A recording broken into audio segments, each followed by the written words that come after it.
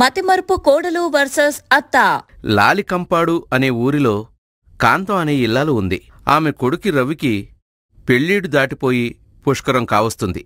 అయినా సరే అతనికి ఎప్పటివరకు ఒక సంబంధం కూడా సెట్ అవ్వలేదు. నిజానికి తన కొడుకు కోసం ఒక చక్కటి సంబంధం చూడాలని, మంచి పిల్లను కోడలుగా తెచ్చుకోవాలనే కాంతం పట్టువల్లే రవి పెళ్లికి ఎంత ఆలస్యమైంది. అలా వీళ్లు వెతికే సంబంధాలు దొరకకపోగా రవి ముదురు బెండకాయలా ఎదిగిపోతూ ఉన్నాడు. అలాంటి పరిస్థితుల్లో రాకరాక వాళ్లను వెతుక్కుంటూ ఒక సంబంధం వచ్చింది. కాని ఆ పెళ్లికూతురికి మతిమరుపు ఉంది అని ఆ సంబంధాన్ని పక్కన పెట్టి కాస్త దానికన్నా మంచి సంబంధం ఏదైనా దొరుకుతుందేమో అని చూస్తున్నారు. అలాంటి సమయంలో ఒకసారి కాంతం కొడుకు రవి తల్లి తండ్రి దగ్గరకు వచ్చి, అమ్మా, ఇంక నాకు మంచి సంబంధాలు దొరకవని అర్థమైపోయింది. కాని ఆ రావులపాలెం మతిమరుపు అమ్మాయి సంబంధమే ఖాయం చేసేయండే. అయ్యో, అంత తొందరెందుకు నాన్నా? ఇంకా 4 రోజులు వెయిట్ చేద్దాము, మంచి సంబంధం దొరకొచ్చేమో. అమ్మా, నీ దండం పెడతాను. ఈ మాట చెబుతూనే ఇప్పటికి 4 ఏళ్ళు గెంటుకొచ్చేశావు. అవతల నా తోటి వాళ్ళందరూ సరైన సమయంలో పెళ్లిళ్ళు చేసుకున్నారు. ఇప్పుడు మరో 2 ఏళ్లలో వాళ్ల పిల్లలకు కూడా సంబంధాలు చూడటానికి రెడీగా ఉన్నారు. కాబట్టి నాకు ఏ మంచి వద్దు. కానీ ఆఫీసులో, నా కాలేజీ ఫ్రెండ్స్లో నా పరువు నిలబెడితే చాలు. వెంటనే ఆ సంబంధానికి ఓకే చెప్పేయండి. అవునే కాంతం, అబ్బాయి ఆవేదన సరైందే. ఎప్పటికే మంచి మంచి అని మనం చాలా సమయం పాడు చేసుకున్నాం. అందుకే మతిమరుపు పిల్లయినా పర్వాలేదు, ఆ కవితనే ఖాయం చేసేద్దామే. ఇప్పుడు మన కళ్ల ముందు ఆ ఒక్క సంబంధమే ఉంది కదా అని తండ్రి కొడుకులిద్దరూ నిరాశారాగం అందుకునేసరికి ఇక కాంతం కూడా కొడుకు పెళ్లి విషయంలో వెనకడుగు వేయక తప్పలేదు. అందుకే మతిమరుపు పిల్ల కవిత కాంతం ఇంటికి కోడలైపోయింది. కోడలుగా ఆ ఇంట్లో అడుగుపెట్టిన మతిమరుపు పిల్ల కవితని కాంతం ఒక కంట కనిపెడుతూ 1 నెల రోజులు ఆమెకు ఆ ఇంట్లో ఏది ఎక్కడ ఉందో ట్రైనింగ్ ఇచ్చింది. ఇంకా తన కనుసన్నల్లో కొత్త మరుపు కోడలు బాగానే ట్రైన్ అయ్యిందని నమ్మకం వచ్చాక కోడలికి ఇంటి బాధ్యతలు మెల్లిమెల్లిగా అప్పచెప్పటం మొదలుపెట్టింది.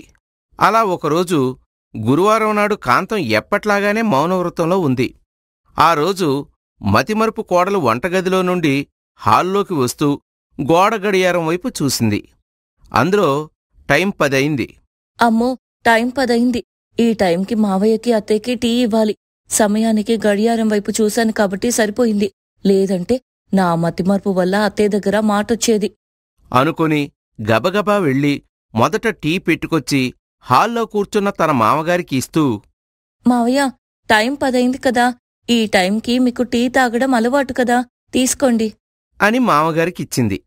ఆ తర్వాత పెరట్లో ఉన్న అత్తగారికి కూడా టీ తీసుకెళ్లి ఇచ్చింది. మళ్ళీ కిచెన్లోకొచ్చి ఏదో పని చూసుకుంటూ హాల్లోకి రాబోయి మళ్ళీ గడియారం వంక చూస్తే టైం అదే 10 అయ్యింది.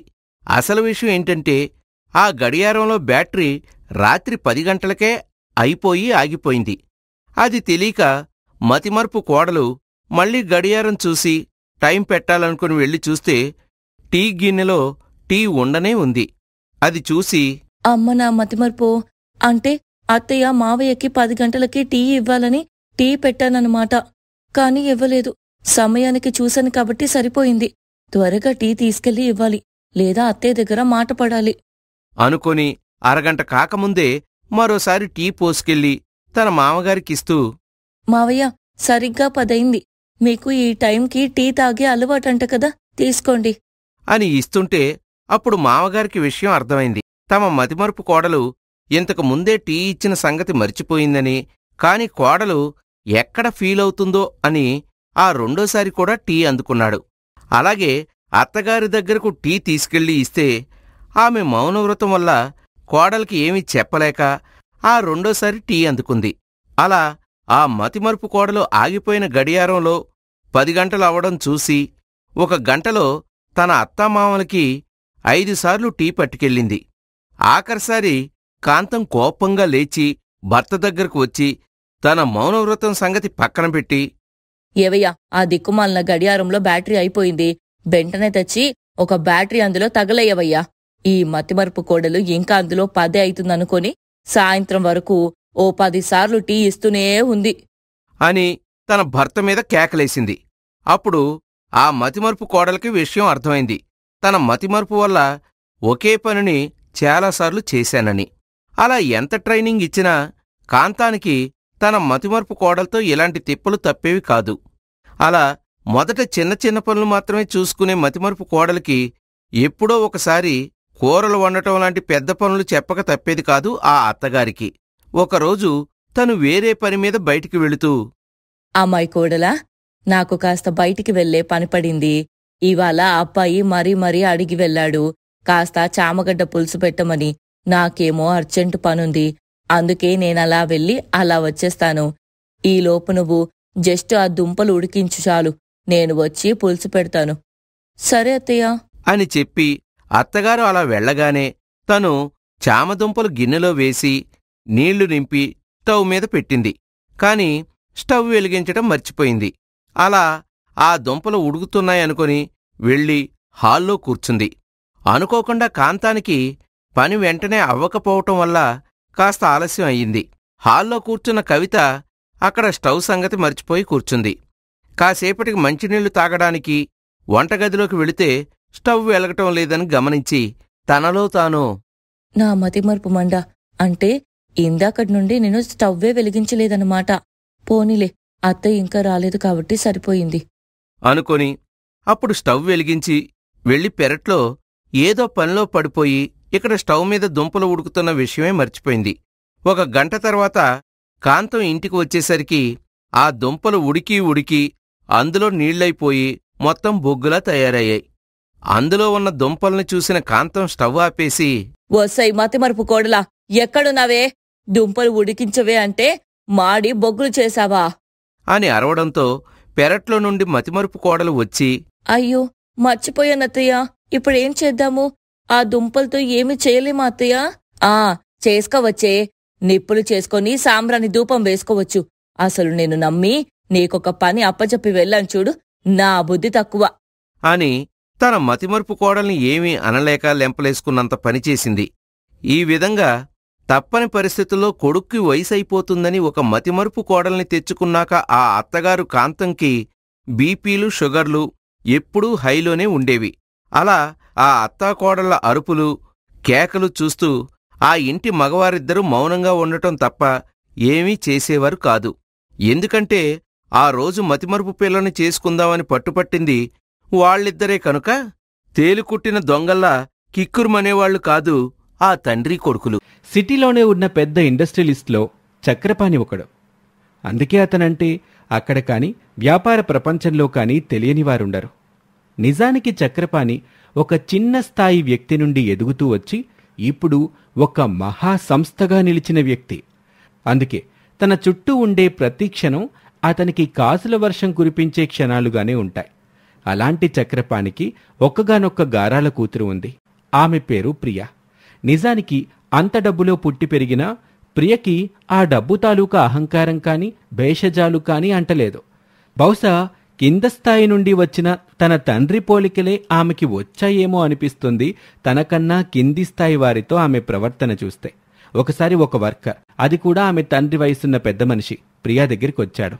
అమ్మా ప్రియమ్మ, మీ దయ వల్ల నా కూతురు MBA పూర్తి చేసుకుందమ్మా. క్యాంపస్లో ఏదో పెద్ద కంపెనీలో ఉద్యోగం కూడా వచ్చిందమ్మా దానికి. ఇదంతా నీ చలవేనమ్మా. అందుకే రేపోసారి మా నూరు అమ్మవారి గుడి దగ్గరికి మీరొచ్చారంటే మా పిల్ల మీకు థ్యాంక్స్ చెప్పుకుంటుందండి. మీ పేరున మీ బాగు కోసం అర్చన చేయించాలని దానికి ఆశమ్మా. కనీసం మీలాంటి గొప్పవాళ్ళని అలా గుడి దగ్గరైనా కలవగలగటమే కదమ్మా మాలాంటి వాళ్ళకు అదృష్టం. భలేవారండి, ఇందులో నేను చేసింది ఏమీ లేదు. అసలు నేను మీ దగ్గరికి రావడం దేనికి? మీలో ఎవరైనా ఎప్పుడైనా నన్ను కలవడానికి నా దగ్గరికి రావచ్చు. మా డాడీ గొప్పవాడే, కానీ నేనింకా ఆయనంత గొప్పదాన్ని కాలేదులేండి. సరేలే, అయినా చక్కగా గుళ్ళో కలుద్దామంది కదా, అక్కడికే వస్తాను. కానీ ఈరోజు సాయంత్రం మీ అమ్మాయిని మన ఇంటికి రమ్మని చెప్పండి. రానంటే నేను రమ్మన్నానని చెప్పండి. సరదాగా మీ ఇద్దరం కలిసి షాపింగ్కి వెళ్ళి బట్టలు అవి కొనుక్కుంటాం. కొత్త జాబ్లో జాయిన్ అవబోతుంది కదా, అందుకే నేను ట్రీట్ ఇవ్వాలి మీ అమ్మాయికి అంటూ చాలా కలుపుగోలుగా మాట్లాడి ఆ వర్కర్ని చాలా సంతోషపెట్టి పంపింది. ఈ విధంగా ఏ సమయంలోనైనా నేల మీదే నిలబడి మాట్లాడి మహా గొప్ప మనసున్న పిల్ల ఆమె. అలాంటి ప్రియతో ఆమె తండ్రి ఒకరోజు, చూడమ్మా ప్రియా, నీకు పెళ్లి చెయ్యాలనుకుంటున్నానమ్మా. అది కూడా మనలాగా డబ్బుల వెనుక పరిగెత్తే కుటుంబం నుండి కుర్రాన్ని కాకుండా బంధాల కోసం పాకులాడే వాళ్ళింటికి నిన్ను కోడలిగా పంపాలనుకుంటున్నాను. అందుకే మనూర్లో ఉన్న నా చిన్ననాటి స్నేహితుడి కొడుకుతో నీకు పెళ్లి చెయ్యాలనుకుంటున్నాను. చిన్నప్పటి నుండి మేమిద్దరం ప్రాణ స్నేహితులం. అందుకే ఆ ఇంట్లోకి నువ్వు కోడలిగా వెళితే చాలా సంతోషంగా ఉంటావని నా ఆశ. అంతేకాదు, అక్కడ చెల్లెమ్మ నిన్ను కన్న తల్లిలా చూసుకుంటుందని నా నమ్మకం. మీ ఇష్టం డాడీ. నా పెళ్లి విషయంలో మీదే ఆఖరి నిర్ణయమని మీకు చాలాసార్లు చెప్పానుగా. నాకేది మంచిదో మీకన్నా ఎక్కువేం తెలీదు నాకు అని అంది. అందుకే తన స్నేహితుడు కొడుకు రాహుల్తో చాలా అట్టహాసంగా ప్రియ పెళ్లి జరిపించేశాడు చక్రపాణి. కాని కాంతం మాత్రం తన కోడలి పిల్ల సిటీలోనే పుట్టి పెరిగినందువల్ల పల్లెటూళ్ళలో ఉండగలదో లేదో అని తన కొడుకుని సిటీలోనే కాపురం పెట్టమని, పెద్దింటి పిల్ల కనుక కోడల్ని పల్లెటూరికి రావాలని చెప్పి ఇబ్బంది పెట్టొద్దని చెప్పడంతో రాహుల్ సిటీలోనే మకాం ఏర్పాటు చేశాడు. అప్పుడు ప్రియ తన భర్తతో, చూడండి, నేను సిటీలో పుట్టి పెరిగిన దాన్ని కాదంటలేదు. కానీ మీరు కూడా అత్తయ్య మామయ్యలకి ఒకగానొక కొడుకే కదా. అలాంటప్పుడు తమ ఇంటికి రాబోయే కోడలి గురించి వాళ్ళకు కూడా కొన్ని ఆశలు సరదాలు ఉంటాయి కదా. మరి వాటిని వాళ్ళ నుండి దూరం చేయడం తప్పు కదా. అందుకే మనం మన ఊరికే వెళ్దామండి. అత్తయ్య మామయ్యల దగ్గరే ఉండడం అలవాటు చేసుకుంటాను నేను కూడా అని ప్రియ చెప్పిన మాట విన్నాక రాహుల్కి చాలా సంతోషం అనిపించింది. తన కుటుంబాన్ని అర్థం చేసుకున్న పిల్ల తమ ఇంటికి కోడలిగా రావటం తమ అదృష్టం అనుకుని తెగ మురిసిపోయాడు రాహుల్. అలా తన భర్తతో కలిసి మొదటిసారి కొత్త కోడలి ప్రియ అత్తారింట్లో అడుగుపెట్టింది. ఆ మాటకొస్తే అత్తారింట్లో ఏంటి, అసలు ఆమె ఒక పల్లెటూరులో అడుగుపెట్టడమే అది మొదటిసారి. అలా ఆ రాత్రి గడిచి తెల్లవారి లేచి చూస్తే ఇంట్లో ఎక్కడా బాత్రూం కనిపించలేదు ప్రియకి. అందుకే తన అత్తగారి దగ్గరికి వెళ్ళి, అత్తయ్య, మన ఇంట్లో బాత్రూమ్ ఎక్కడుంది? నేను స్నానం చేయాలి. లేదమ్మా కోళ్ళ, ఇది పల్లెటూరు కదా. ఎక్కడా మీ సిటీలో లాగా బాత్రూంలు అవి ఉండవు. ఏం కావాలన్నా కూడా బయటికి వెళ్లాల్సిందే. అందుకే ఇక్కడ ఆడాళ్ళం ఉదయాన్నే లేచి బయటికి పోయి తెల్లారకముందే చెరువులోనో నదిలోనో స్నానాలు కానిచ్చుకొని వచ్చేస్తా ఉంటాం. ఇవాళకి నేను నీకు తోడొస్తాను గాని రేపటి నుంచి నువ్వే వెళ్ళి స్నానం చేసుకొని రావాలి, సరేనా అని చెప్పేసరికి ప్రియ షాక్ అయింది. బాత్రూం లేకుండా ఆరు బయట స్నానమేంటా అని అనుకుంది. అలా మొదటి రోజు అత్తగారి వెంట పెట్టుకుని వెళ్తే ప్రియ తమ ఊరి చెరువులో దిగి స్నానం చేసింది.